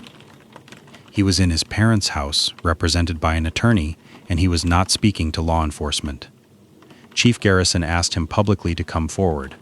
The attorney issued a statement asking the public to respect the family's privacy. The family said nothing directly. The social media response to the case by this point had reached a scale without precedent in missing persons cases. The combination of elements that make a story go viral converged all at once. A young woman, a visually documented road trip, a beautiful location, a fiancé who came home without her and refused to explain why. Reddit had multiple active threads coordinating timeline research, cross-referencing Gabby's Instagram posts with Google Maps to identify locations, tracking the registered vehicle on available public records. TikTok users pulled up aerial maps of Wyoming looking for the white van. True crime content creators released episodes within 48 hours of the case becoming public. True crime podcasters were researching within 24 hours. CNN mentioned Gabby Petito's name 346 times in a single week. That is more than 50 mentions a day. Every major television network ran segments. Her face was on magazine covers. National anchors said her name in their opening lines. Simultaneously across the country, other families were waiting for attention that was not coming to them. Jelani Day was a 25-year-old black graduate student at Illinois State University who had been missing since August 24, 2021. That is 6 days earlier than the public filing of the Petito Missing Persons Report. He had been missing longer than Gabby when her case became national news. His mother, Carmen Bolden Day, appeared on national television during the height of the Petito coverage and said directly that she did not understand why her son was not receiving the same kind of attention. He had been missing longer. He was someone's child. He was in the national database. He was not on the front page. Lauren Cho was a 30-year-old Korean-American woman who disappeared in the California high desert near Yucca Valley in late June of 2021. She was missing for nearly 3 months before her remains were discovered in September. Her disappearance received no national mainstream media coverage during those 3 months. She was found the same week. The Petito search was ongoing and received a fraction of 1% of the coverage that case generated. Daniel Robinson was a 24-year-old black geologist who disappeared from a construction site in the Arizona desert in June 2021. His burned vehicle was found with blood inside. His father, David Robinson, a veteran, drove from North Carolina to Arizona and mounted a search himself because he was not satisfied that the case was receiving adequate resources or attention. Daniel Robinson had not been found as of the time this script was written. His father continued searching. The term that attached to the disparity is missing white woman syndrome. The journalist Gwen Ifill coined the phrase in 2004 to describe the documented pattern by which media allocates coverage to missing persons cases based on factors that correlate with race, gender, age, and conventional attractiveness rather than based on the facts of the individual case. A young white woman who is conventionally attractive and photogenic and whose life was visibly documented on social media will generate an enormous amount of coverage. A black graduate student, a Korean-American woman in the desert, a young black geologist will not, regardless of the circumstances of their disappearance. The numbers that surround this disparity are not subtle. Black Americans represent roughly 13% of the United States population, but roughly 36% of the missing persons reports filed with national databases in any given year. In Wyoming specifically, more than 400 indigenous girls and women had gone missing between 2011 and fall 2020. Indigenous people represented roughly 3% of Wyoming's population, but 21% of homicide victims in the state over that period. The resources, the satellite trucks, the national coverage, the TikTok search parties, these went to the case that fit the template. They did not go to the 400 indigenous women missing in the state where Gabby Petito's case was being investigated. None of this analysis diminishes what happened to Gabby Petito. She was a real person who was killed by someone she trusted, and her family's grief and their subsequent advocacy are real and meaningful. What the disparity analysis does is ask a harder question. What does the attention to her case reveal about the systems that decide who is worth covering? What does that reveal about whose deaths we are collectively most prepared to be moved by? The Gabby Petito case became an inadvertent test of exactly this question in real time with the data available to anyone who looked. The social media response also produced some concrete investigative value alongside the spectacle. The woman who had given Brian a ride near Coulter Bay Village on August 28th came forward because she had seen descriptions and images from the case on TikTok. She recognized the description of the man she had picked up, the distress when she mentioned Jackson Hole, the backpack, the physical description, and she contacted investigators. Her account was corroborated and became an important part of the timeline.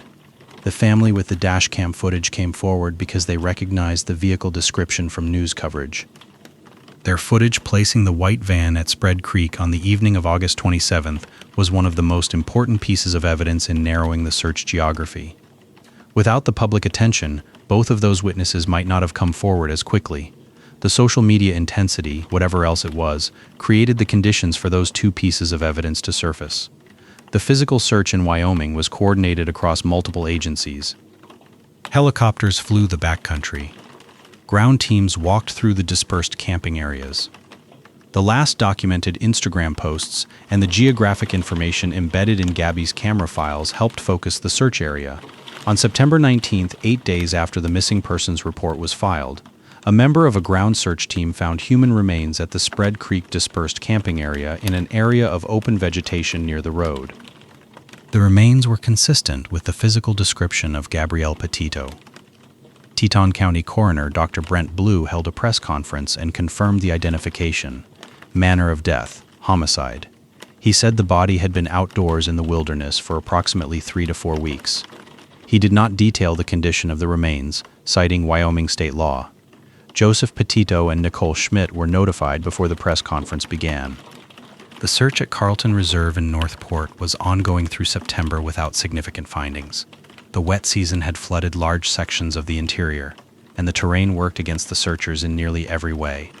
Helicopters could not see through the canopy. Ground teams could wade through flooded sections but covered very limited area. Brian Laundrie had been inside that reserve many times. He knew where the water went and where it didn't. In October, as the rains diminished and water levels dropped, sections that had been underwater became accessible. On October 20th, search teams working in one of those previously flooded sections found a backpack, a notebook in a sealed plastic bag, a revolver, and human remains. The remains were confirmed as Brian Christopher Laundrie through DNA analysis. The Sarasota County Medical Examiner determined the cause of death to be a self-inflicted gunshot wound to the head. The date of death could not be precisely established, but was consistent with mid to late September. He had gone into the reserve knowing it. He had chosen it deliberately.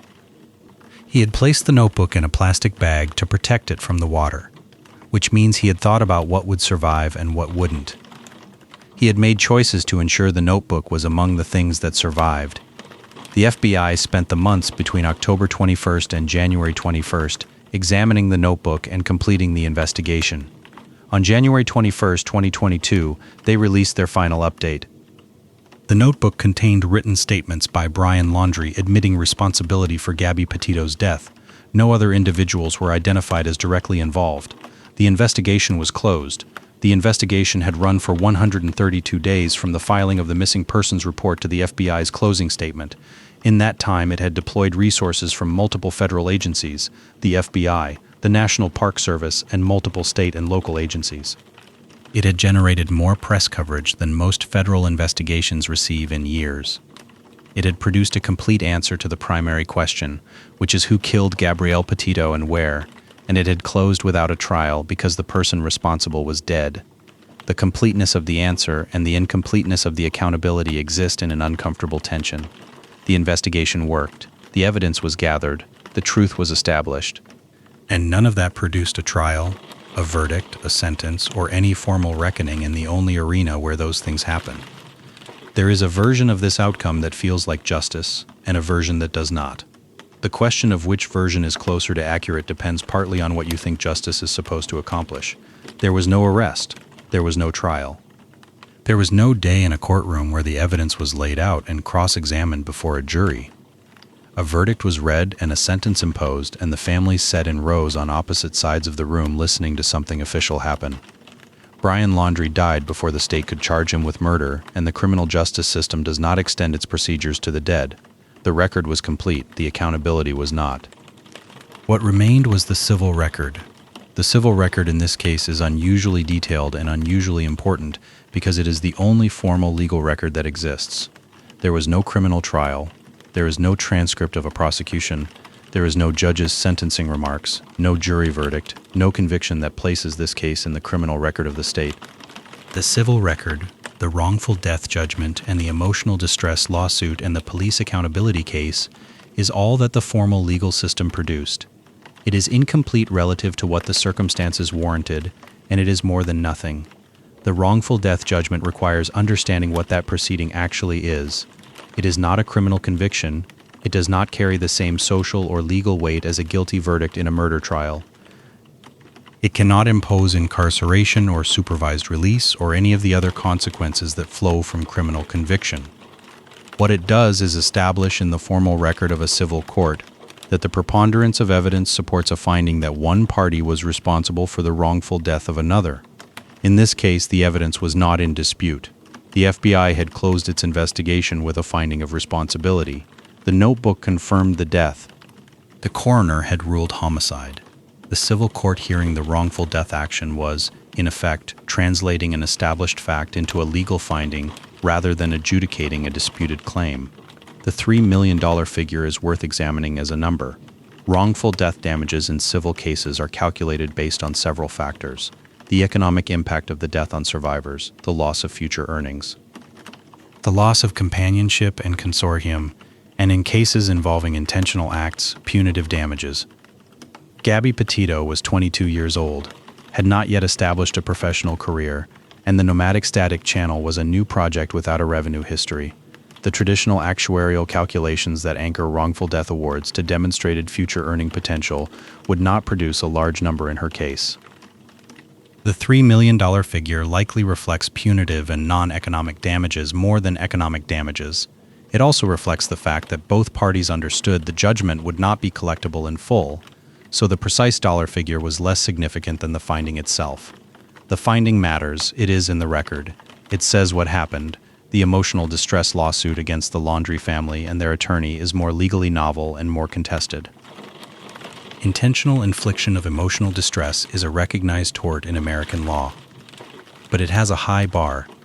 The defendant's conduct must be extreme and outrageous.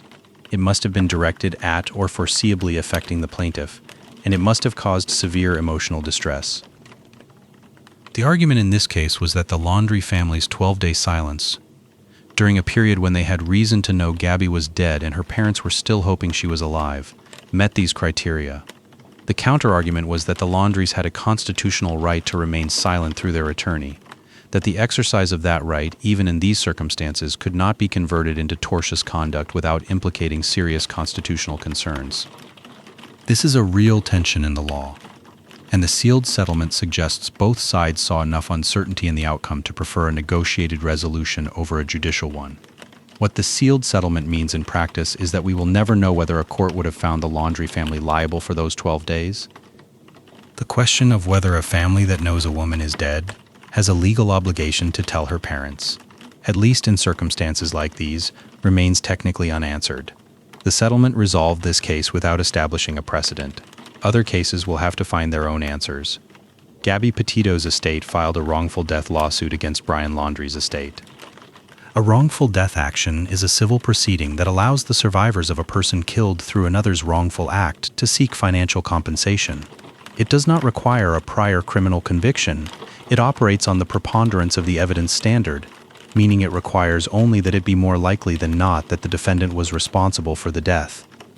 The civil standard is lower than the criminal standard of beyond a reasonable doubt, and in this case the evidence was comprehensive, unambiguous, and uncontested. In November 2022, the court entered judgment in favor of the Petito estate. The award was $3 million in damages.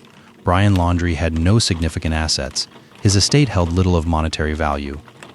The $3 million judgment will not be collected in full, and both parties knew this at the time of the proceeding. But a wrongful death judgment is not only or primarily a financial instrument, it is a permanent legal finding. It exists in the record of the court, and it says, in the formal language of the civil law, that Brian Christopher Laundrie was responsible for the wrongful death of Gabrielle Venora Petito. That finding does not expire and cannot be appealed by a party who is deceased. The emotional distress lawsuit brought by Gabby's parents, Joseph Petito and Nichole Schmidt, against Christopher and Roberta Laundrie and attorney Stephen Bertolino was filed in March 2022. The legal theory was intentional infliction of emotional distress. The specific claim that the Laundrie family knew, or had strong reason to know by August 29th, that Gabby was dead.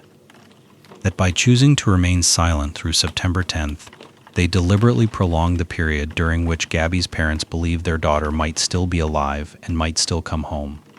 That during those 12 days, Nichole Schmidt and Joseph Petito made calls and sent texts and waited for a daughter who had already been dead for days. The people who knew the truth had decided not to tell them. The depositions of Christopher and Roberta Laundrie, released in February 2024, are the most detailed public account we have of what the family knew and when they knew it. Roberta Laundrie stated under oath that Brian called on August 29th and told her Gabby was gone. She said she understood gone to potentially mean something serious. She said she did not press him further. She said their attorney, whom she retained immediately after that call, advised her not to speak to anyone, and that she followed that advice. She did not call Nichole Schmidt. She did not call the police. She did not take any action that would have allowed Gabby's family to know what she knew or suspected. Christopher Laundrie stated under oath that by the time Brian arrived at the house on September 1st, having driven Gabby's van from Wyoming alone, Christopher believed his son had been involved in Gabby's death. He was asked to describe the basis for that belief. He did not elaborate specifically. The deposition documents that by September 1st, before the missing persons report was filed, before any public investigation had begun, Christopher Laundrie held a belief about his son's involvement that he chose not to share with anyone. Their attorney, Stephen Bertolino, was named as a co-defendant in the lawsuit. The claim against him related to the advice he gave the family during this period, specifically the advice not to speak to anyone, had the effect of maintaining the family's silence during the 12-day window. The lawsuit was settled in mediation in early 2024. The settlement terms are sealed. Whatever was said in that room, whatever was acknowledged or denied or apologized for, whatever monetary resolution was reached, none of it is part of the public record. The settlement ended the litigation without producing a public account. The Moab lawsuit took a different path. The Petito family sued the Moab City Police Department, alleging civil liability for the officers' failure to correctly classify the August 12th incident as domestic violence and to respond accordingly. The lawsuit filed $50 million in claimed damages. The theory was that the officers' failure, documented in the official review, directly enabled Brian Laundrie to continue in a dynamic that culminated in Gabby's death roughly 2 weeks later. A Utah District Court dismissed the case in November 2024 under the Governmental Immunity Act. This is a statute that provides protection to government entities and employees against civil lawsuits arising from the exercise of discretionary functions. The court found that the officers' decisions on August 12th, even if erroneous by the standards of the official review, were discretionary decisions made in the course of their duties and were therefore shielded by governmental immunity. The Petito family appealed. The appeal is now before the Utah Supreme Court, which will decide a question that matters beyond the Petito case: whether governmental immunity shields law enforcement officers from civil accountability when they misapply a mandatory domestic violence statute in a case where the subsequent violence is lethal. The outcome will affect how domestic violence calls are handled in Utah, because the financial risk profile of getting it wrong will either change or it will not. The notebook is the strangest document in this case. Brian Laundrie sealed it in a plastic bag, placed the bag in the swamp, and walked further into the reserve with a revolver. He wanted the notebook to survive. He wanted to explain himself. He wanted there to be a record of his version. The notebook said, "I ended her life." It said he thought it was merciful. It said what happened was an unexpected tragedy. It said they had been on a hike when night fell and she was hurt and in pain, and he thought ending her suffering was what she would have wanted. It said he could see now that he had made mistakes. It said he was not afraid of punishment. It said he could not live without her. The coroner's findings document blunt force injuries to the head and neck and manual strangulation. These two things cannot both be true. They are not different perspectives on the same event. They are factually incompatible. The physical findings of a mercy death, a death by compassionate intervention by the ending of suffering, are not blunt force trauma to the head and neck and manual strangulation. They are never those things. The forensic findings documented by Dr. Brent Blue describe a death produced by violence, by impact, and by hands pressed against a throat with sustained force. The notebook describes something else entirely. Whether Brian Laundrie believed what he wrote in the notebook, whether the self-justification had run so deep that he experienced this account as his genuine memory of what happened, rather than as a narrative constructed to make what he did acceptable to himself, is unknowable. He did not leave notes about the notes. He did not annotate his own account. He left a document, and he left a body, and he left a notebook and a plastic bag. And those three things together form the most complete record we will ever have of what happened at Spread Creek. The civil proceedings together represent the entire formal accountability that this case produced.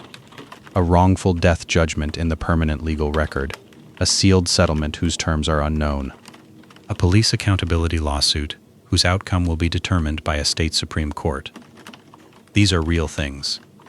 They are also, by any honest accounting, less than what the circumstances call for.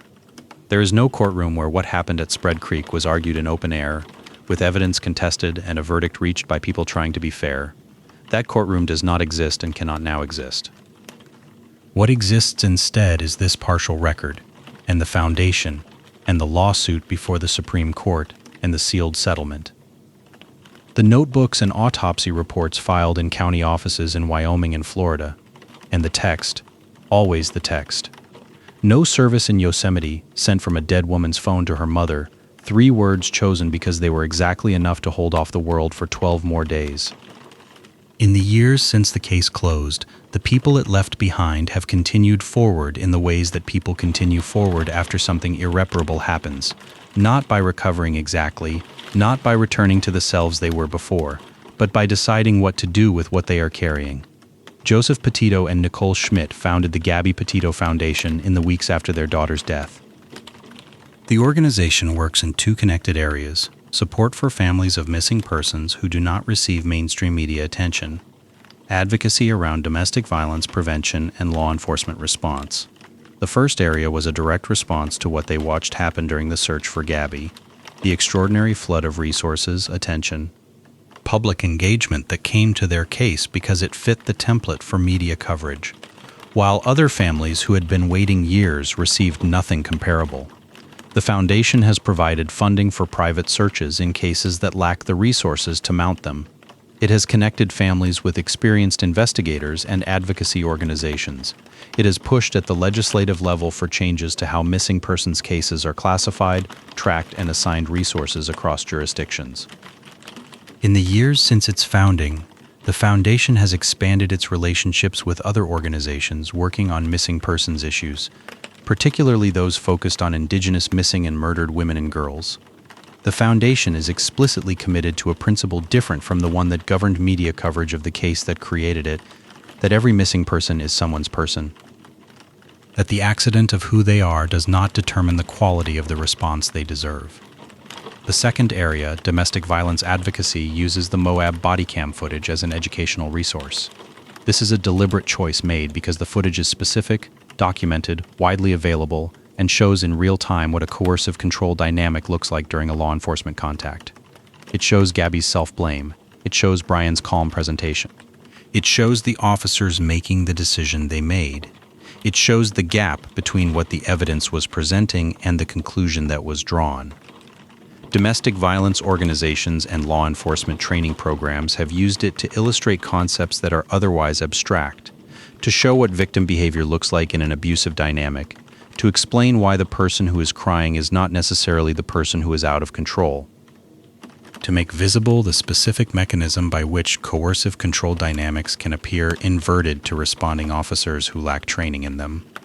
The foundation has advocated for changes to how law enforcement is trained to respond to domestic violence calls, specifically around the recognition of coercive control and the proper application of mandatory reporting statutes. These are systemic changes that would affect the response to every domestic violence call in the jurisdictions that adopted them. Not just high-profile cases, every case. Nichole Schmidt has spoken publicly about Gabby with a combination of grief and purpose that is given what she has endured. Something worth naming for what it is. She is choosing to stay engaged, to use the worst thing that happened to her as the material of something that might prevent worse things from happening to other people. She has described reading the Yosemite text. She has described September 19th. She has described the daily experience of living after that, which is not healing in the sense of a return to a prior state, but a continuous decision to remain present and to make the presence count. Joseph Petito visits Spread Creek. He has said this in interviews in the years since the case closed. He goes to the place in Wyoming where Gabby died, and he stands there. The Teton Peaks are visible to the west on clear days. The stars come out at night the way they do when there is no light for 20 miles. He carries what he carries, and he goes back. The foundation is part of how he makes meaning out of something that has no inherent meaning in itself. Christopher and Roberta Laundrie gave their first extended public interviews around the time of the Netflix documentary premiere in February 2025. Christopher Laundrie said he believed his son was a monster. He said he had not understood the full scope of what Brian had done until the FBI's announcement in January 2022. He said he was profoundly sorry. The depositions document what he knew and when he knew it. Whether his account of the timeline of his knowledge is accurate, and in what form his sorrow now exists, are questions without external verification. Cassie Laundrie, Brian's sister, cooperated with investigators throughout the investigation and has maintained a public presence separate from her parents. She has said she had no knowledge of what happened, that she was as shocked as anyone, that she answered every question investigators asked. The investigation confirmed her cooperation. The Netflix documentary series American Murder, Gabby Petito premiered on February 17, 2025. Made with the cooperation of Gabby's parents, it included private messages, home videos, and personal materials not previously public. It introduced the case and Gabby as a person rather than as a news story to audiences who had not been following it in 2021. Jelani Day was found dead in the Illinois River in October 2021. The coroner determined drowning as the cause of death. His case eventually received sustained attention, in part because advocates who had been raising his name during the Petito coverage had created a record that connected the two cases. In the public mind, he was 25 years old. His mother had been trying to get attention for his disappearance from the beginning. Lauren Cho's remains were discovered in the California desert in September 2021. She had been missing since late June. Exposure was determined as the cause of death. She was 30 years old. Her disappearance and death received less total media attention than the Petito case received in a single day at its peak.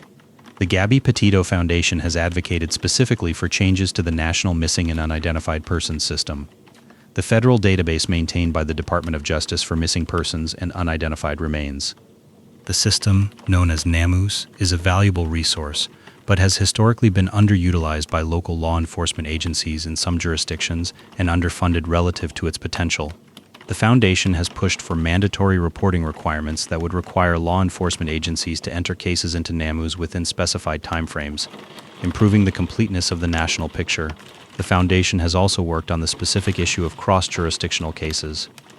Cases like Gabby's that touch multiple states and require coordination among agencies that do not always have pre-existing relationships or shared systems. The complexity of coordinating a missing persons investigation across New York, Wyoming, and Florida in September 2021 was real, even with the resources that the case attracted. For families whose cases are not attracting national attention, and whose investigating agency is a small municipal police department with limited resources and no existing federal relationships, the cross-jurisdictional complexity can effectively stop an investigation. The domestic violence work has taken on a specific character in the years since the case, the use of the Moab bodycam footage as a training tool. The footage is unusually valuable for this purpose because it shows the dynamic in real time, with audio in a documented context, involving real people rather than actors in a training scenario. You can see and hear what coercive control looks like from the outside, in the middle of a law enforcement encounter, in ways that reading about the phenomenon cannot fully convey. Law enforcement agencies and domestic violence advocacy organizations have used the footage in training contexts across the country. This is the specific way in which the 52 minutes of footage that documented the Moab officer's failure has become a tool for preventing similar failures in other places. The Spread Creek dispersed camping area is still there. People still camp there. The site has no marker, no sign, no physical evidence visible to a visitor of what happened there in August 2021. The grass grows. The Tetons stand to the west. At night, the stars. Gabby Petito's YouTube channel still exists. The single video she uploaded, Van Life, beginning our van life journey, posted August 19, 2021, has been watched millions of times. The comment section has become a memorial. Strangers leave notes to someone they encountered through a screen after she was already gone. Some of them address her directly. Some of them write about the places she showed them, the light she found in the canyon country, the way the West looks in late summer when the air is clear and the mountains are enormous and close. She would have been 27 years old. She would have had years of footage behind her by now, years of footage still ahead, a channel built into something real. She had the eye, she had the warmth, she had the specific capacity to make an audience feel like they were traveling with her rather than watching from the outside. She was 22 years old, and she was just getting started, and the footage was accumulating, and the channel was new, and everything was still possible. And then she was gone. The channel stopped at one video. The last photograph was mountains in August light, and the last text her mother received from her phone was 3 words that were not from her.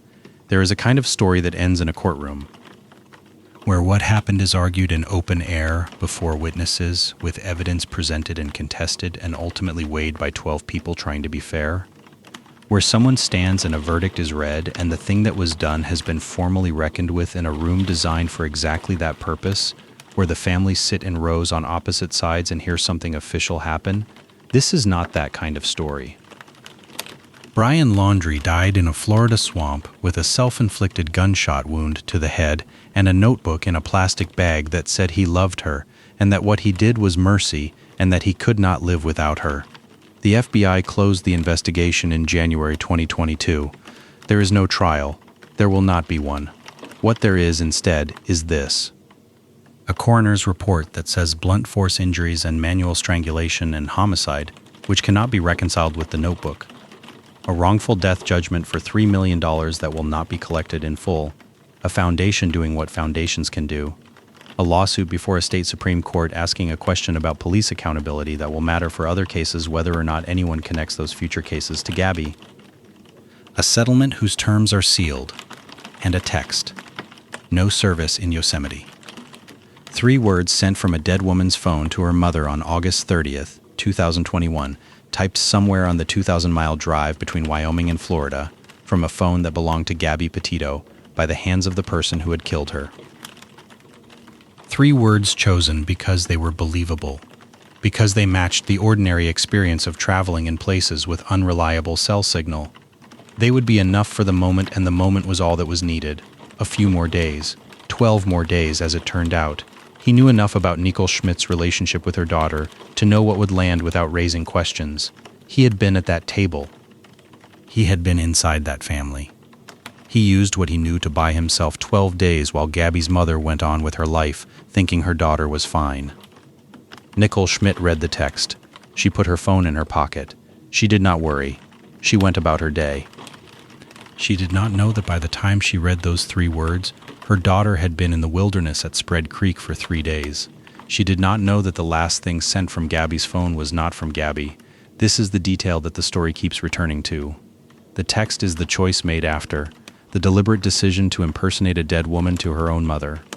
The specific intimacy required, knowing which parent to text, knowing what to say, knowing how the message would land. The use of the most private knowledge you have about a person, the knowledge of her relationships, the knowledge of how she communicated with the people she loved as an instrument. He had eaten at her mother's table. We know what happened in this case. The FBI told us. The coroner told us. The notebook, in its self-serving framing, confirmed the essential fact even while distorting everything around it. Brian Laundrie killed Gabby Petito at Spread Creek in Wyoming on the night of August 27, 2021, by blunt force and manual strangulation. He left her there. He drove her van home. He sent a text in her name. He moved back into his childhood bedroom. He disappeared into a nature reserve and died with a gun in his hand and a notebook nearby. What stays is not uncertainty. What stays is the specificity of the record. The bodycam footage from Moab, Gabby Petito, 22 years old, crying in a van on the side of a Utah road, explaining to a police officer why the situation was her fault. The way she holds herself, the way she takes on the weight of both sides of the argument and makes it hers to carry. The way the officer listens and makes his decision. The way Brian stands on the other side of the van, calm, with scratches on his face. The last Instagram post, August 25th. Mountains and sky in the late summer light of Wyoming. The light she had driven 2,000 miles to find and that she had the eye to capture. A photograph worth looking at. By someone who would not be posting again. The whole food security footage, August 27th. The last confirmed image of her alive. Walking through a grocery store in Jackson, Wyoming. Carrying something. Looking like someone in the middle of a road trip. Looking like someone who will be at a campsite tonight. The Yosemite text, August 30th. Not from her, never from her. She was 22 years old. She grew up on Long Island with the smell of the Atlantic in summer. She had a laugh that everyone who knew her describes the same way. Real. The kind that made you want to be funny. The kind you remembered after you left the room. She had an eye for light that was genuinely her own. She built a van, she drove west. She found the light she was looking for, and she was 22 years old, and she was just getting started, and then she was gone. The road is still there. The Spread Creek campsite is still there. The stars over Bridger Teton still come out the way they do when there is no light for 20 miles, filling the sky completely the way they did on the night of August 27th, 2021. She is not there anymore. Sleep well,